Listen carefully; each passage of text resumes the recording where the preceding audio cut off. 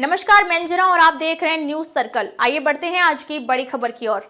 Global chambers of commerce and industries आयोजित करेगा 3 दिवसीय अंतर्राष्ट्रीय स्मार्ट सिटी कॉन्क्लेव। अंतर्राष्ट्रीय स्मार्ट सिटी कॉन्क्लेव 2025 का आयोजन गौतम बुद्ध यूनिवर्सिटी ग्रेटर नोएडा में होगा। इसका आयोजन global chamber of commerce and industries कर रही है। इसका आयोजन 21 अप्रैल से शुरू होकर 30 अप्रैल को खत्म होगा। कॉन्क्लेव का उद्घाटन सोमवार को 11 बजे दिल्ली सरकार के मंत्री आशीष सूद करेंगे। उत्तर प्रदेश सरकार के राज्य मंत्री रहे कैप्टन विकास गुप्ता और विधायक तेज प्रताप नगर भी मौजूद रहेंगे। इसके साथ ही मेयर, विधायक, कुलपति समेत अन्य मौजूद रहेंगे। Global chamber of commerce and industries के सीईओ इंजीनियर आशीष गुप्ता ने बताया कि अंतर्राष्ट्रीय स्मार्ट सिटी कॉन्क्लेव 2025 का आयोजन एक ऐतिहासिक आयोजन है, जिसका उद्देश्य शहरी विकास और आधुनिकीकरण में राज्य की प्रगति को प्रदर्शित करना है। इस कॉन्क्लेव में स्मार्ट बिल्डिंग और भविष्य के शहर, नवीकरणीय स्वच्छ ऊर्जा, स्वच्छ पर्यावरण, जल संरक्षण, कायाकल्प, शहरी गतिशीलता, स्मार्ट आईसीटी समाधान और अन्य जैसे क्षेत्रों को लेकर दिल्ली और उत्तर प्रदेश की प्रगति पर प्रकाश डाला जाएगा।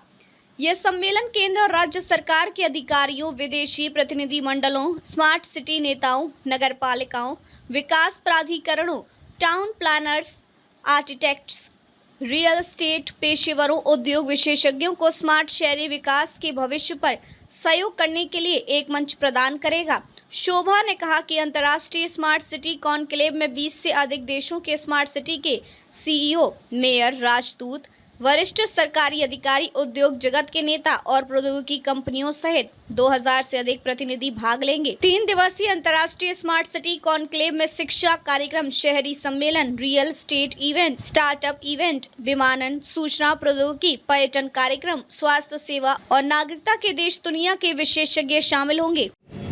सबसे पहले आप सभी पत्रकार बंधुओं का तहे दिल से अभिनंदन और स्वागत। मैं Ashish Gupta, CEO global chamber of commerce industries Noida. Madam doctor Shobha Kulse, she is director with us. आप लोग हमारे साथ एसोसिएट पार्टनर हैं, एक्सिस अरेबिया फ्रॉम यूएई। आज का विषय है, हम लोग एक international smart cities conclave organise कर रहे हैं गौतम बुद्ध यूनिवर्सिटी 21 से 23 अप्रैल तक। उसमें विषय हम लोग स्मार्ट सिटीज़ क्या हैं, क्यों इनकी ज़रूरतें हैं और इनसे क्या सुविधाएं लोगों को मिलेंगी। तो 2014 में माननीय प्रधानमंत्री जी ने 100 शहरों को स्मार्ट बनाने का एक बीड़ा उठाया था। उसी के रूप में उसी को आगे बढ़ाने के लिए हम लोग प्रयासरत हैं कि कौन से शहर स्मार्ट बन चुके हैं, क्या क्या सुविधाएं वहाँ पे मिल चुकी हैं, उसके ऊपर हम लोग कहाँ तक पहुँच चुके हैं, कौन सी टेक्नोलॉजी उसमें आ चुकी है, कौन कौन से इंटरनेशनल लोग वहाँ पे आ चुके हैं। इन सब के बारे में जानकारी लेने के लिए और जानकारी सभी तक पहुँचाने के लिए हम लोग इस कॉन्क्लेव का आयोजन कर रहे हैं। इस कॉन्क्लेव में हम लोगों ने बहुत सारे विषय लिए हैं, बहुत सारे सेक्टर्स को लिया है, जैसे एजुकेशन है, हेल्थ केयर है, ट्रैवल टूरिज्म है, इंफॉर्मेशन टेक्नोलॉजी है, real estate, environment and climate. तो हम सब लोग इन्हीं सब विषयों पर चर्चा करेंगे। इन सब सेक्टर्स के जो सीईओ, डायरेक्टर्स और जो डिसीजन मेकर्स हैं, वो सब लोग इस कॉन्क्लेव में का हिस्सा बनेंगे और वो सब अपना रोल्स को बताएंगे कि किसी भी शहर को स्मार्ट बनाने के लिए हम इन सेक्टर से क्या क्या योगदान दे सकते हैं। जैसे एजुकेशन का क्या योगदान हो सकता है, स्मार्ट हेल्थ केयर से हम लोग कैसे स्मार्ट बना सकते हैं अपने शहर को। तो ये सब चर्चा करने के लिए हम लोगों ने इस विषय को लिया है। और इसमें बहुत सारा ये जो इवेंट है, ये एक सीरीज ऑफ इवेंट है। हम लोग हर 2 से 3 महीने में इस तरह के कार्यक्रम आयोजित करते रहेंगे अलग अलग शहरों में। और इसमें हम सरकार से भी, इसमें हम लोगों को सहयोग है, सरकार भी इसमें हमारा समर्थन कर रही है, क्योंकि ये एक ऐसा विषय है जो देश में और दुनिया में सब जगह जाना जाता है smart city. But smart city में हम लोग क्या क्या स्मार्ट बना सकते हैं और कैसे बना सकते हैं, ये एक बहुत ज्वलंत मुद्दा है जिसके ऊपर हम लोग इसको डिस्कस करें। इसमें पावर सेक्टर जो एक बहुत बड़ा की सेक्टर है इस स्मार्ट सिटी के लिए, कितनी हमें पावर की ज़रूरत है, एनर्जी की क्या ज़रूरत है, इसके ऊपर हमारे साथ पावर सेक्टर की कुछ दिग्गज कंपनियां रहेंगी। इसी तरह रियल एस्टेट में हम कैसे रियल एस्टेट क्या योगदान दे रहा है स्मार्ट सिटीज़ के लिए, इसके ऊपर भी हम लोग चर्चा करेंगे।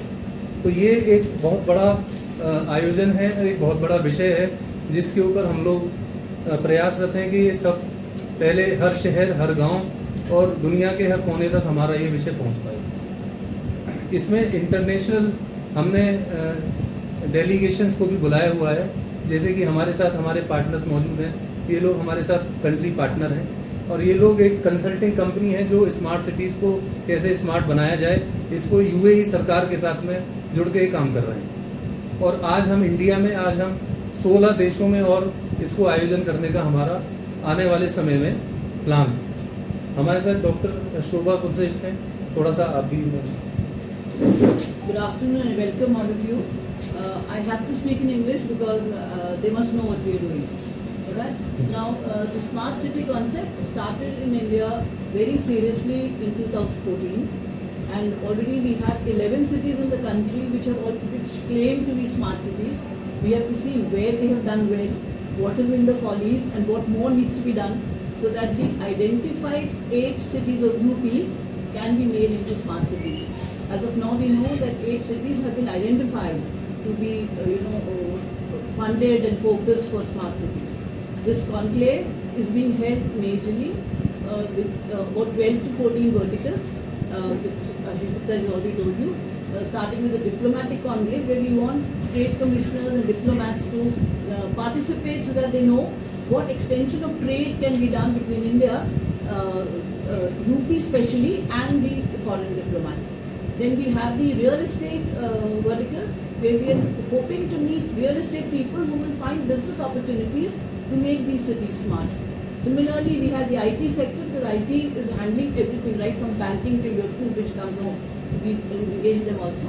And then tourism is growing in a big way in UP. I think it's going to be the largest state of the country to promote tourism. And when we have foreign delegates coming, then they know what we have to show them. And then after that, we've got health and wellness. Yoga, meditation has taken up in a big way in Europe and the West. And though we are the pioneers and we started this, but they all claim that now they are experts on that. So we've got to see how we can collaborate and see that these things also increase. And this 3-day conclave is going to bring not only participants, attendees, will bring youngsters and students from colleges, universities who are coming to see how they can contribute towards this. And it's not a small agenda to have a smart city conclave. It's huge, and it's not a one-man show. And the press like you is the one who's going to help us to propagate and extend this all over UP. I mean, that's what I have to say. And when they meet there, we are giving them an open hand to have business meetings. They can have MOUs, they can have transition, they can talk about anything. Either it can be export from the state of UP to foreign countries, or import from there to their states to be able to become smart cities. Is there any business delegates? They are there, but there are a lot of them who had Zoom meetings with us for promoting. How many this. sessions you are going to do in 3 days? We've got about 6 sessions every day. 6 sessions every day. Three pre-lunch and 3 post-lunch. Okay. So we've identified that one day the diplomatic conclave is there. One day, one session, then we have real estate, then we have